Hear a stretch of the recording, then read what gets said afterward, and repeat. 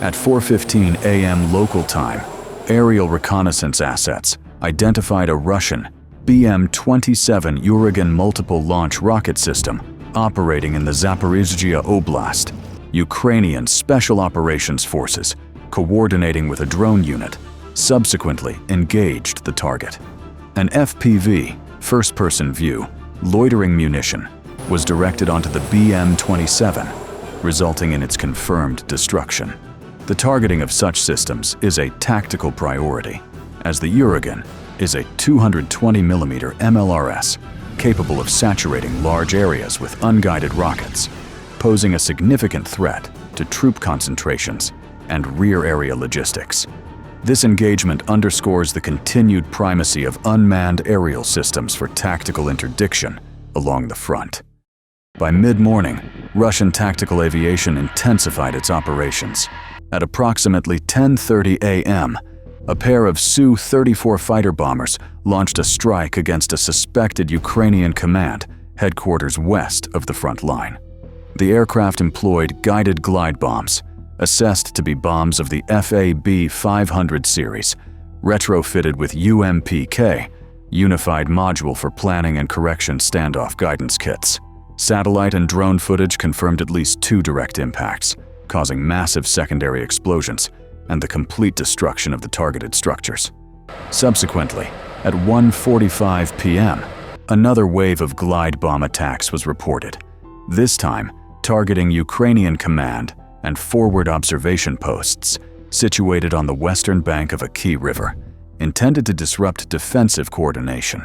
The use of UMPK-equipped bombs allows Russian aircraft to release their munitions from distances of up to 50 kilometers, keeping the launch platforms outside the engagement envelope of most of Ukraine's forward-deployed air defense systems.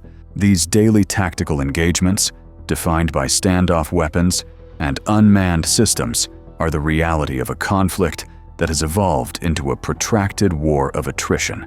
This situation is vastly different from what was anticipated at the outset of the full-scale invasion in February 2022, when a swift and decisive outcome in the air was widely expected.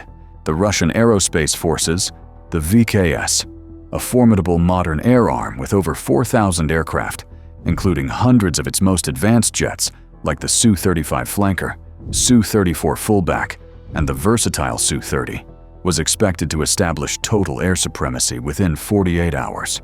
In stark contrast, Ukraine's Air Force, with approximately 100 operational Soviet-era combat aircraft, was considered a residual force. However, for over 2 years, the skies above Ukraine have remained a fiercely contested battle space, a reality born from Russian doctrinal miscalculations, a failure to appreciate the adversary, and remarkable Ukrainian tactical adaptations. An analysis of current Russian force dispositions indicates a notable buildup of personnel and material in the Zaporizhzhia Oblast. This concentration is occurring in the roughly 2/3 of the region under Russian control.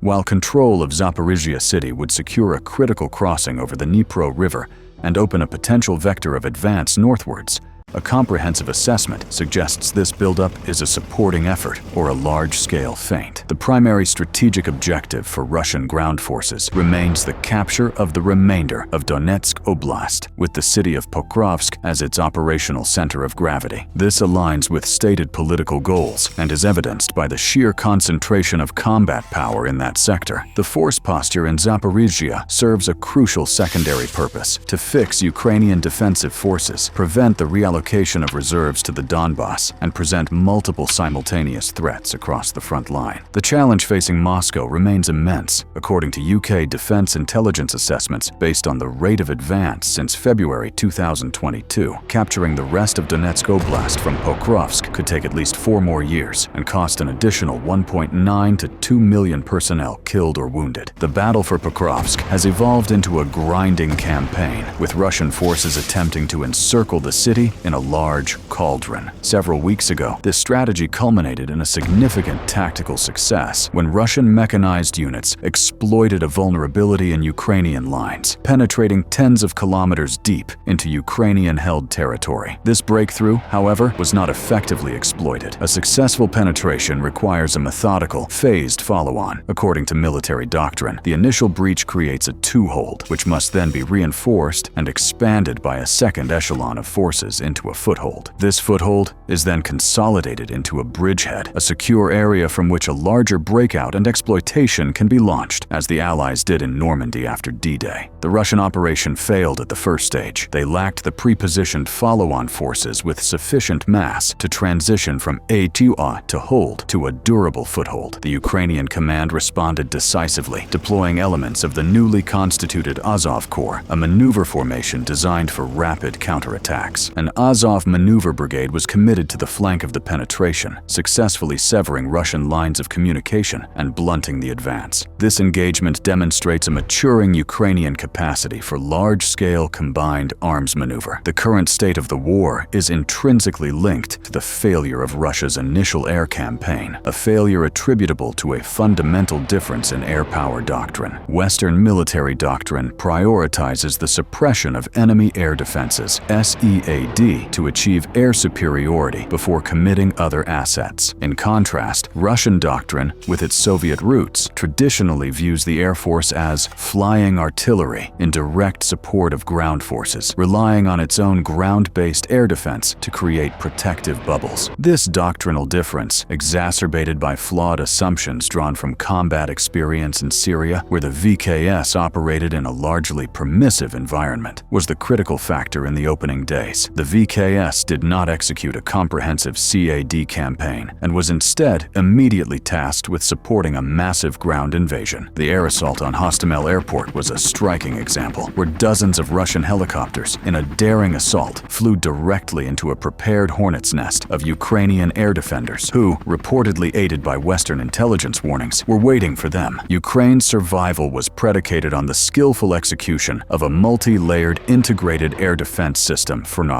ADS. At low altitude, thousands of soldiers, equipped with man-pads like the Stinger and mobile gun systems like the German-supplied Gepard, created a lethal threat to helicopters and low-flying aircraft. At medium altitudes, systems like NASAMS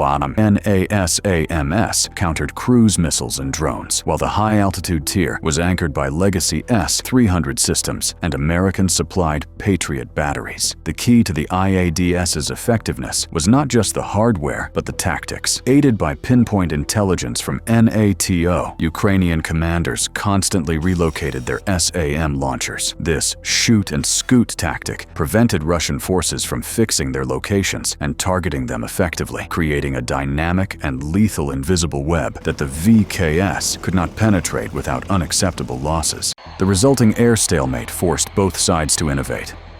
Russia has saturated Ukraine with Iranian-designed Shahed 131 and 136 loitering munitions and its own Lancet drones, while using Kaliber cruise missiles and Iskander ballistic missiles for deep strikes. This role, historically reserved for manned bombers, is also carried out by its strategic bomber fleet. The propeller-driven Tu-95 Bear and supersonic Tu-160 White Swan launch conventional long-range cruise missiles, like the KH-101, from the safety of Russian airspace. Every one of these missions serves as strategic messaging, reminding the world of Russia's nuclear deterrent while delivering conventional blows. Closer to the front, Russia's advanced attack helicopters, like the Ka-52 Alligator and Mi-28 Havoc, now hug the ground, flying at treetop level to mask their approach. Yet they remain vulnerable. The Ka-52, despite its advanced optics, has proven susceptible to even basic man-pads, and their heavy losses have degraded Russia's close air support capabilities. Faced with these constraints, Russia has adapted with a crude, terrifying brutality. The mass use of UMPK glide bombs, taking a massive old Soviet-era bomb like the half-ton FAB-500 and bolting on a simple wing and guidance kit turns it into a standoff weapon. The sheer explosive force of these weapons fundamentally changes the battlefield environment. Frontline trenches and bunkers are engineered to withstand artillery and mortar fire, which deliver explosive payloads measured in tens of kilograms. They are not designed to survive the hundreds of kilograms of high explosive in a glide bomb. The resulting blast overpressure is immense, capable of killing troops in deep trenches and collapsing entire bunker systems.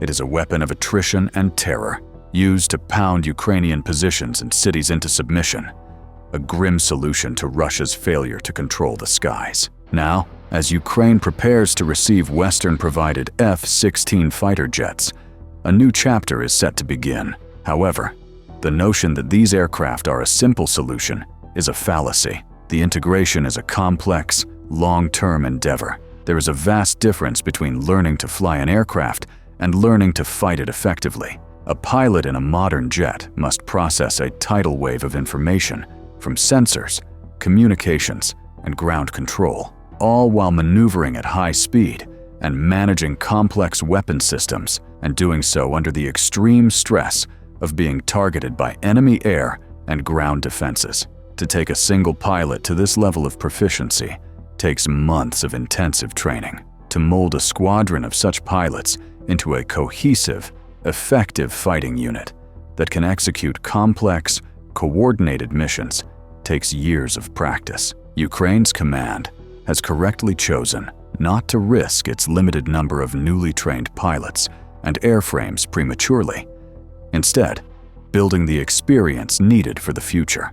The successful deployment of the F-16 has the potential to challenge Russia's use of standoff weapons and begin to contest the localized air superiority that has enabled the devastating glide bomb campaigns, signaling another critical evolution in this protracted battle for the skies.